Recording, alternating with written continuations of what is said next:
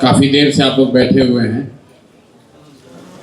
आभार शब्द कई बार इस्तेमाल हो गया दोनों ओर से। तो आपका आभार इसलिए नहीं कि आपने हमको वोट दिया है, आपने हमको वोट देकर विधायक बनाया है, इसके लिए हम आपके आभारी नहीं हैं।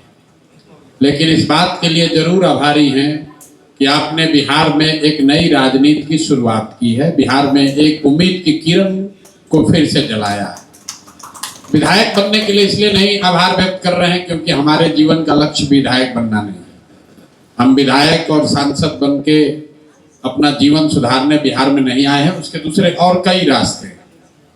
अब बिहार में जिस प्रयास में हम लोग लगे हुए हैं उस प्रयास को आपने बल दिया है, उसमें आपने हौसला अफजाई की है अपने वोट से, और बिहार में एक नई उम्मीद की किरण जगी है। उसके लिए निश्चित तौर पर आपका आभार व्यक्त करना ही है, इसलिए आज आए हैं और दिल से आपका आभार व्यक्त कर रहे हैं।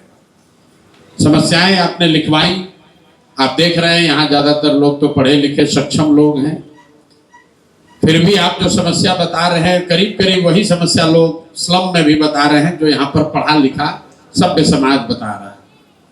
आप भी नाली गली से परेशान हैं, आप भी ट्रैफिक से परेशान हैं, आप भी सूखा नशे से परेशान हैं, आपके यहाँ भी चोरी भ्रष्टाचार हो रहा है। मोटे तौर पर किसी भी वार्ड में, ये मेरा 4 वार्ड अब खाली बाकी है, मैंने ये तय किया था कि अगस्त का जो महीना है काम शुरू करने से पहले एक बार जीतने के बाद जाकर लोगों से घंटा 2 घंटा बैठकर सुनेंगे कि लोग क्या कह रहे हैं।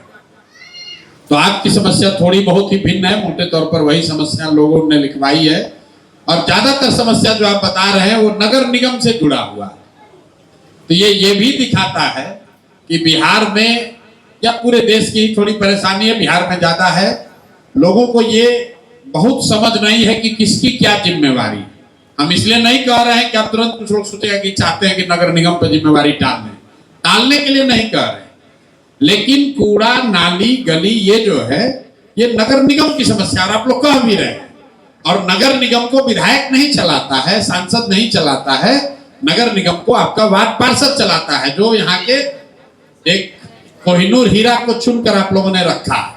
तो अगली बार जब मौका मिले तो घर का गली का कूड़ा साफ हो, उसके लिए जरूरी है कि उनको भी साफ कीजिए। लेकिन जैसा कि मैंने आपको पहले कहा कि जो व्यवस्था देश में है उसी में काम करना है।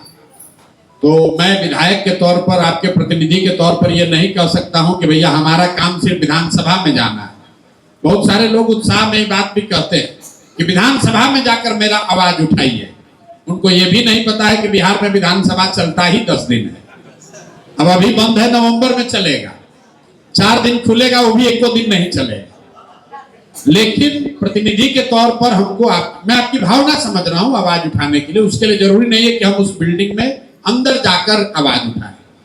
हम कैसे आपकी मदद कर सकते हैं, जो आपने समस्या बताई है उसका समाधान कैसे करेंगे, जो वादा किया है उस पर दूसरों से अलग कैसे उस पर अमल करेंगे, उस पर आए। उससे पहले मैं आपको ये बताना चाह रहा हूं कि आपने जो वोट दिया उसका असर क्या है। एक सज्जन ने उस बात को धीरे कुछ अन्य शब्दों में उठाया है। हमने कहा था कि अगर आप वोट देंगे, मेरा सबसे पहला मुद्दा था कि अगर आप वोट देंगे तो बिहार में नेतृत्व बदलेगा, कोई अच्छा आदमी सम्राट चौधरी की जगह बनेगा मुख्यमंत्री। अभी नेतृत्व तो नहीं बदला है, लेकिन नेतृत्व के बदलने की सुगबुगाहट आपको सुनाई दे रही है।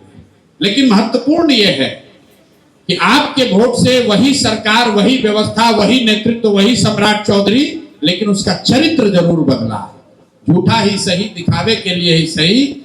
जिस दिन से बांकीपुर का रिजल्ट आया है, आपने बिहार में इनकाउंटर, हाफ इनकाउंटर, गमछा देखकर गोली मारो, जाति देखकर गोली मारो, ये चर्चा आपने सम्राट चौधरी के मुंह से नहीं सुना होगा। आप लोग तो पढ़े लिखे लोग हैं, आपके अखबार पेपर आता है। तो बांकीपुर का रिजल्ट आया है, हमने काम शुरू नहीं किया है, हम तो अभी 2 दिन पहले शपथ लिए, और जैसा कि मैंने आपको बताया अभी तो वार्ड में घूम ही रहे। लेकिन जिस दिन से परिणाम आया है उस दिन से आज तक समाचार पत्रों में सिर्फ इसकी चर्चा है कि बिहार में भाजपा की एनडीए की सरकार 25 लाख लोगों को रोजगार देगी, यहाँ के सरकारी विद्यालय 11 बजे रात तक चलेंगे।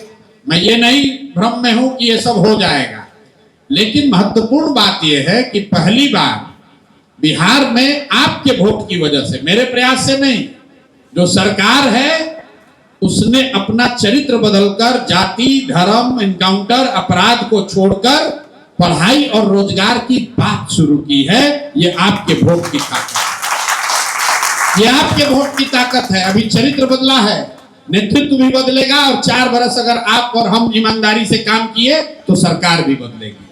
लेकिन मेरे भाई, चरित्र बदलना शुरू हुआ निश्चित तौर पर।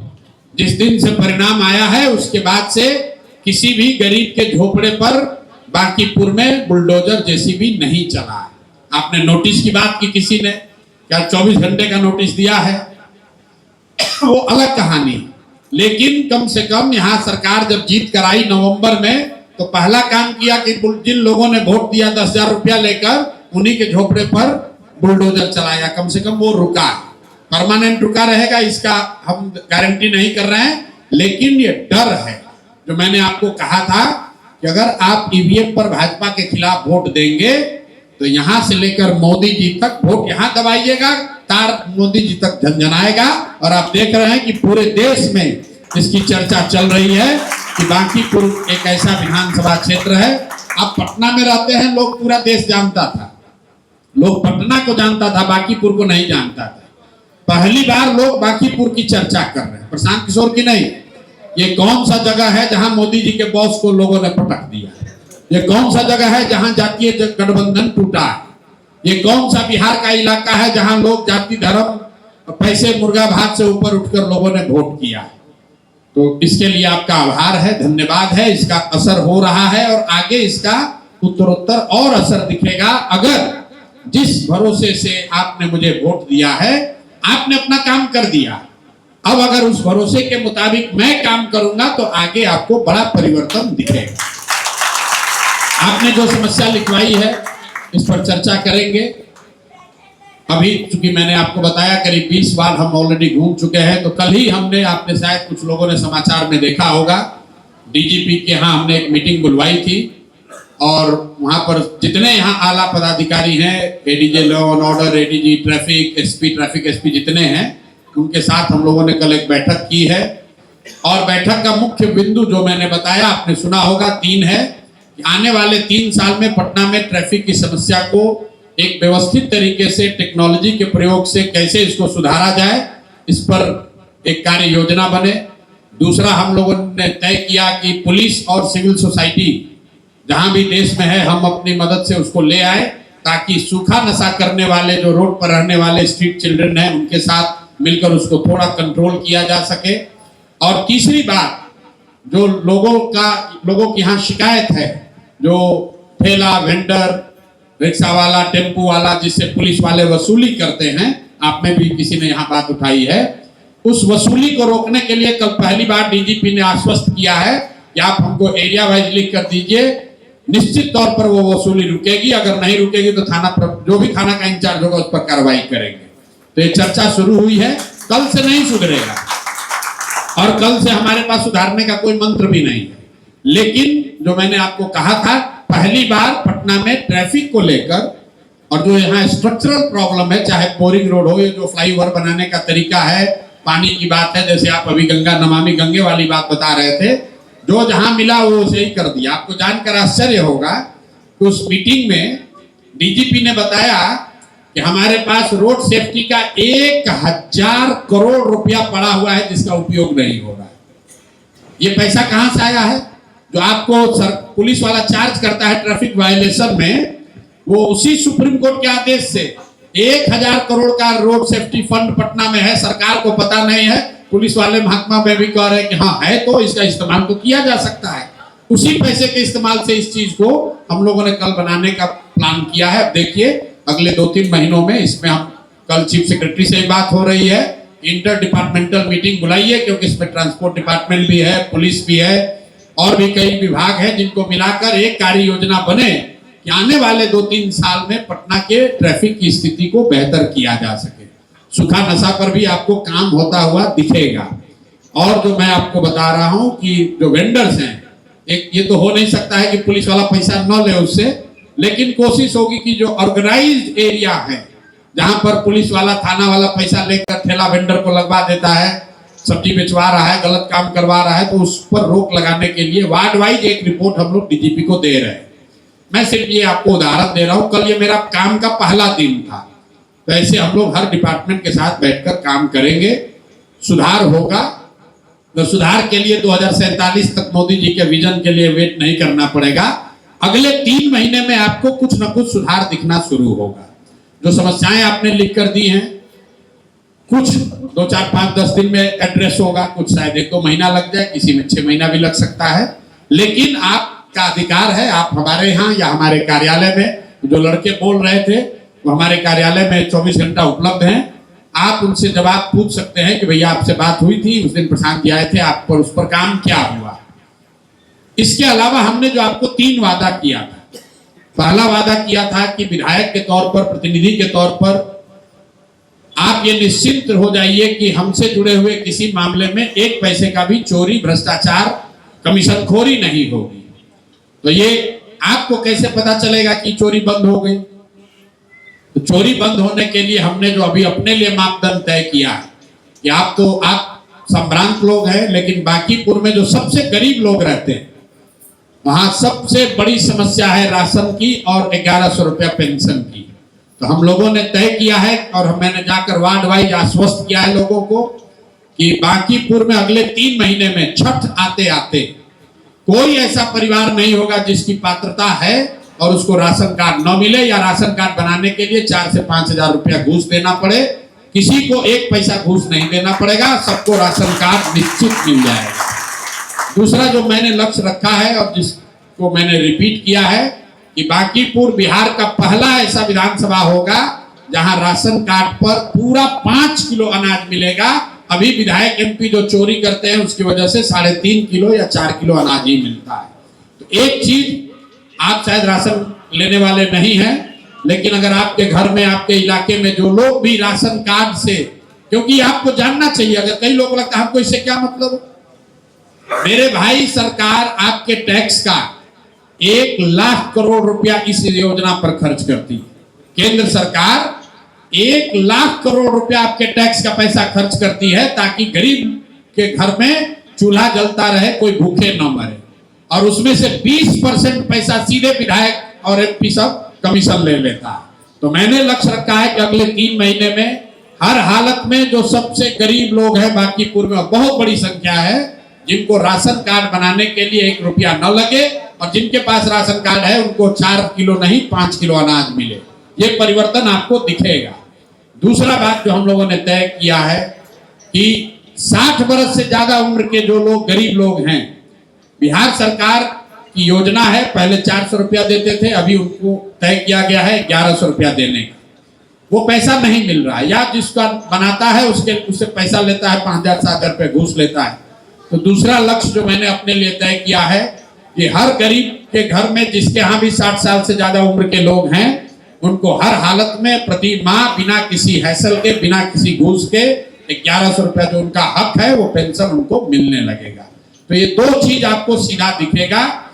नली गली में जो चोरी है वो ज्यादा नगर निगम की चोरी है, तो सीधे हमसे नहीं जुड़ा है, लेकिन उसमें भी चोरी रुकेगी।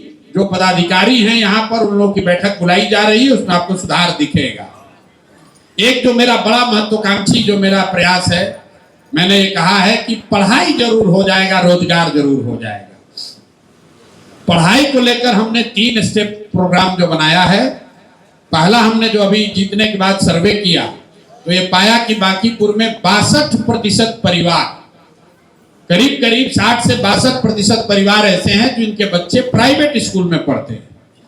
और मध्यम वर्गीय अच्छे परिवार के लोगों की भी ये शिकायत है कि स्कूल के मालिक लोग भी बैठे हैं कि स्कूल वाले पैसा बहुत ले रहे हैं, पैसा ले रहे हैं। कुछ लोगों ने डोनेशन लेने की शिकायत की, लेकिन सबसे बड़ी शिकायत है कि हर साल वार्षिक डेवलपमेंट फीस के नाम पर जो स्कूल वाले 10,000, 15,000, 20-20 हजार रुपए तक ले रहे हैं, उसको लेकर लोग बहुत परेशान हैं। तो ये हमने तय किया है अपने लिए कि नवंबर दिसंबर आते आते बांकीपुर क्षेत्र में जितने भी प्राइवेट विद्यालय हैं उनके साथ बैठकर ये सुनिश्चित किया जाएगा कि अगले सत्र में, मतलब जनवरी से जो सत्र शुरू हो रहा है या मार्च से, आपके बच्चे जो प्राइवेट स्कूल में पढ़ रहे हैं हर हालत में उनका स्कूल फीस और डेवलपमेंट फीस इस साल के मुकाबले कम कर दिया जाएगा। ये सुनिश्चित कराना मेरा काम है। उसके लिए चाहे जो करना पड़े, आपके बच्चों का फीस और स्कूल डेवलपमेंट एनुअल फीस जो लगता है, डोनेशन जो लोग ले रहे हैं, वो निश्चित तौर पर वो सस्ता हो जाएगा। अगले साल से अपने बच्चों को पढ़ाना आपको बांकीपुर के प्राइवेट स्कूल में आज के मुकाबले सस्ता होगा। इसके अलावा 40% ऐसे लोग परिवार हैं जिनके बच्चे सरकारी विद्यालय में पढ़ते हैं।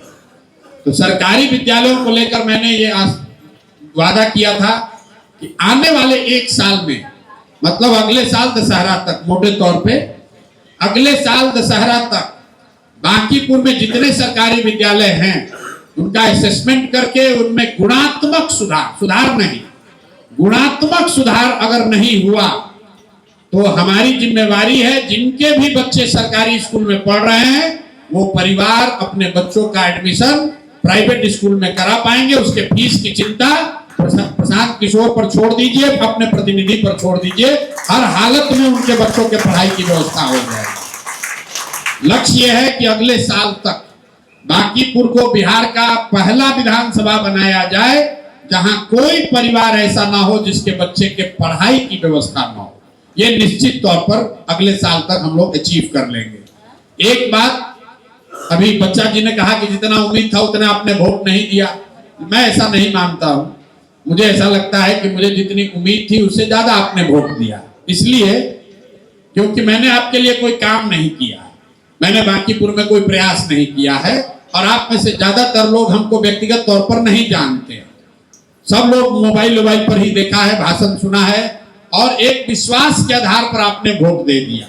तो आपने हम पर भरोसा किया है, तो सूद के तौर पर हमने लौटने के बाद जो पहली घोषणा की है, जिसकी चर्चा मैंने चुनाव से पहले वादे के तौर पर नहीं किया था, मैंने नौकरी देने का वादा नहीं किया था, लेकिन अपने दोस्त मित्र जितने हमारे जानने वाले देश दुनिया में लोग हैं उनके साथ मिलकर हमने जो योजना बनाई है कि बांकीपुर में अगर आपके बच्चे पढ़ लिख कर बेरोजगार बैठे हैं तो आप उनका सीवी, उनका बायोडाटा हमको दे दीजिए। हर हालत में उनको उनकी योग्यता के अनुसार प्राइवेट नौकरी दिला दी जाएगी। ये देश में पहला ऐसा प्रयास है जहां एक विधानसभा के स्तर पर प्रतिनिधि के द्वारा ये वादा किया गया है कि कम से कम 10,000 परिवार से एक पढ़े लिखे बेरोजगारों को हम लोग जरूर नौकरी दिलवा देंगे। नौकरी सरकारी नहीं होगी क्योंकि सरकार भाजपा की है, प्राइवेट नौकरी होगी लेकिन योग्यता के अनुसार होगी। ऐसा नहीं है कि आपका लड़का कंप्यूटर इंजीनियर है और उसको हम SIS में कहेंगे कि जाके गार्ड हो जाओ। कुछ लोग ये भी यूट्यूब पे चला रहे हैं। भाजपा वाले लोग बेचारे बहुत परेशान हैं, कह रहे अरे भैया तो नौकरी का कंसल्टिंग कंपनी खोल दी है। किसी ने अच्छा जवाब दिया, कह रहे भाई तुम ही खोल दो, तुम ही कमीशन लेकर नौकरी दिलवाओ, लेकिन दिलवाओ तो सही भाई।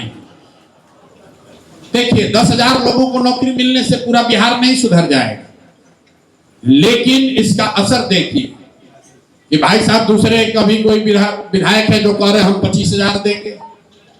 कल से यहाँ पटना में बिहार सरकार जॉब फेयर ऑर्गेनाइज कर रही है, ज्ञान भवन में लक्ष्य रखा है 25,000 आदमी को नौकरी दिलवाना है। एक बार अगर अगले 2 साल में, 1 साल में मैंने 10,000 लोगों को यहाँ से नौकरी दिलवा दिया, निश्चित जानिए कि 242 विधायक उनको उनके क्षेत्र में जनता दौड़ा कर मारने वाली है। या तो नौकरी दिलवाओ या नहीं तो कुर्सी छोड़ो। टाइम्स ऑफ इंडिया ने देश में लेख लिखा इस पर कि अगर विधायक के स्तर पर एक विधानसभा क्षेत्र से 10,000 लोगों को नौकरी मिल जाए तो पूरे देश में 5 करोड़ लोगों को रोजगार मिल सकता है, 5 करोड़ लोगों को नौकरी मिल सकती है। तो ये बड़ा प्रयास हम लोग बांकीपुर में कर रहे हैं। निश्चित तौर पर इसका असर आपको 1 साल 1.5 साल में बांकीपुर के साथ साथ बिहार में भी दिखेगा।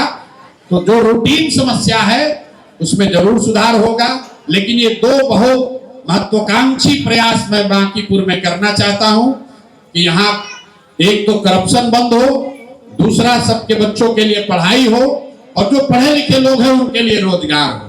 किसी ने कहा महिला के लिए भी रोजगार होना चाहिए, बिल्कुल होना चाहिए। तो बहुत आगे बढ़कर वादा नहीं करना चाहते हैं। जो काम अभी लिया है, अभी 1 साल इस काम को करेंगे मेरा टेन्योर 4 साल है, तो उसमें आगे अगर कुछ रास्ता निकलेगा तो बताएंगे। अभी झूठा वादा नहीं करना चाहते, लेकिन इतना काम जरूर कर देंगे। इसके साथ एक और वादा किया है कि जो वादा आपको कर रहे हैं नौकरी को लेकर, पढ़ाई को लेकर, सफाई को लेकर, अगर ये नहीं कर पाए तो आगे आपसे वोट मांगने नहीं आएंगे, फिर कभी चुनाव लड़ने नहीं आएंगे। ये नहीं कहेंगे कि अरे हमारे हाथ में नहीं था, भाजपा का सरकार था, नगर निगम था, क्या करें, नहीं हुआ, इसलिए एक बार और मौका दे दीजिए। या तो अगले 2 साल 3 साल में ये काम करके दिखाएंगे, और नहीं तो आपसे जीवन में कभी वोट मांगने नहीं आएंगे। निर्णय आपको करना है। एक काम जो हमने डंकी के चोट पर कहा है, जो नहीं करेंगे, आपने सुना होगा, उसकी चर्चा भी हो रही है। हमने ये कहा है कि आप हमसे ये अपेक्षा मत रखिए कि आपके बच्चे के जन्मदिन में, मुजुट्ठी में, छठी में, तिलक में, शादी में, मरनी में, जीएनी में हम आपके घर आएंगे, ये आप हमसे अपेक्षा मत रखिए। ऐसा नहीं है कि हम किसी के घर नहीं जाना चाहते हैं या नहीं जा सकते हैं, जा सकते हैं, लेकिन मैं बिहार में इस चीज को बदलना चाहता हूं। जैसे चुनाव से पहले आपसे आग्रह किया कि आप जाति, धर्म, दल, नेता को छोड़कर अच्छे आदमी को जिताइए, उसी तरीके से आपको ये समझने की जरूरत है कि प्रतिनिधि का काम आपके घर में आकर केक खाना, पूरी बुनिया खाना नहीं है। बिहार में इसी को लोगों ने प्रतिनिधि की योग्यता का पैरामीटर बना दिया। कहता है काम तो नहीं करते हैं, लेकिन सबके घरे घर उपलब्ध रहते हैं, शादी ब्याह न्योता हकारी करते हैं। तो प्रतिनिधि भी जो है वो सुबह से लेकर शाम तक 45 को 40 को न्योता हकारी ही करता है। अब बताइए, आपसे वोट भी लिया, आपके घर आके मिठाई पूरी बुनिया भी खाया, 4 बरस आपको लूटा भी, अब फिर आके वोट भी लिया कि देखो आए थे ना तुम्हारे यहाँ बेटा के शादी में, और लोग इसी पर वोट भी दे रहा है। तो बांकीपुर में आपने एक अच्छा काम किया है वोट देकर, तो इस चीज पे भी आप सुधार कीजिए ताकि लोग समझे कि प्रतिनिधि का काम आपके बेटे के जन्मदिन में आना नहीं है, आपके बेटे के लिए पढ़ाई हो वो व्यवस्था बनाना है। आपने प्रतिनिधि इसलिए चुना है कि आपके इलाके की स्थिति सुधरे, वहां सफाई हो, वहां पर सड़क हो, नाली गली हो, आपके बच्चों के लिए पढ़ाई हो, उसके लिए रोजगार हो। इसके लिए नहीं चुना है कि हम आपके घर बैठ के रोज पूरी बुनिया खाएं और फोटो खिंचवा कर कहे कि अच्छा विधायक जी तो हमारे घर आते हैं। इसलिए मैंने कहा है कि आप ये अपेक्षा मत रखिए कि हमको रोज घरे बुलाइएगा और हम आपके घर आएंगे। हम आपके घर आए या ना आए, आपके बच्चों के लिए, बांकीपुर के बच्चों के लिए पढ़ाई और रोजगार निश्चित करा देंगे। और किसी भी अफसर का यहाँ हिम्मत नहीं पड़ेगा कि साल भर के बाद, साल भर का समय दीजिए, लोग अपने आप चोरी करना बंद करेंगे। मैंने कहा है कि अगली बार से सब पूरे बांकीपुर को ये मैंने आग्रह किया है कि जब आप किसी काम की शिकायत करते हैं, जैसे आपने किया, उसके साथ साथ हमको उस अफसर का नाम भी लिख कर दीजिए, नंबर, जिसने काम नहीं किया। उसका बड़ा फायदा है। काम तो हम आपका कराएंगे ही, उस अफसर का भी क्लास लगाएंगे ताकि आगे से अफसर में डर हो कि बांकीपुर की जनता ने अगर फोन किया है, बांकीपुर की जनता का काम है, नहीं करेंगे तो काम तो करना ही पड़ेगा, हमारी नौकरी पर भी आफत आ सकता है। इस चीज को करने से भी सुधार होगा। जो भी आप समस्या बता रहे हैं, कोई ऐसी समस्या नहीं है जिसके लिए सरकार ने व्यवस्था नहीं बनाई है। कार्यपालक अभियंता है, सड़क का, बिजली का, पानी का, सफाई का, सबका अधिकारी है, वो काम नहीं करता।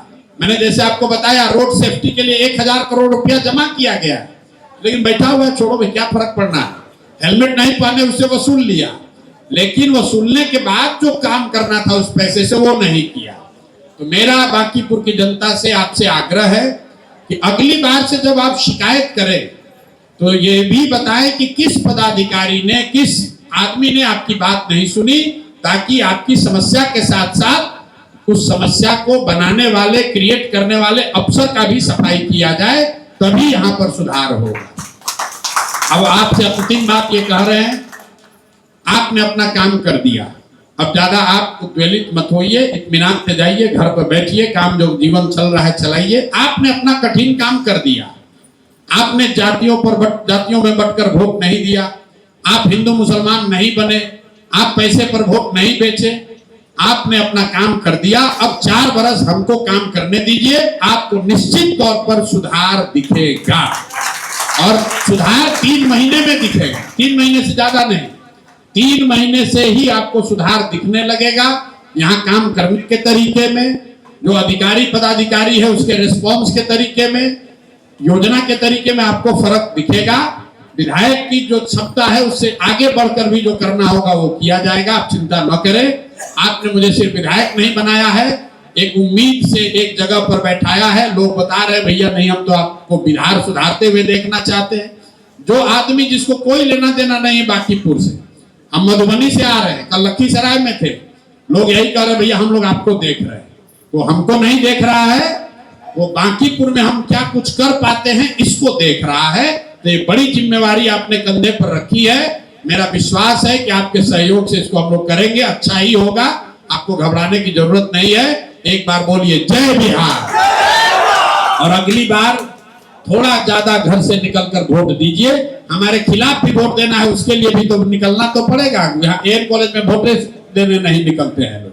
अब 18 को 20 को बूथ है, 25% वोटिंग हुआ, तो वोट देने जरूर निकलिए, तभी सुधार होगा। बहुत बहुत धन्यवाद।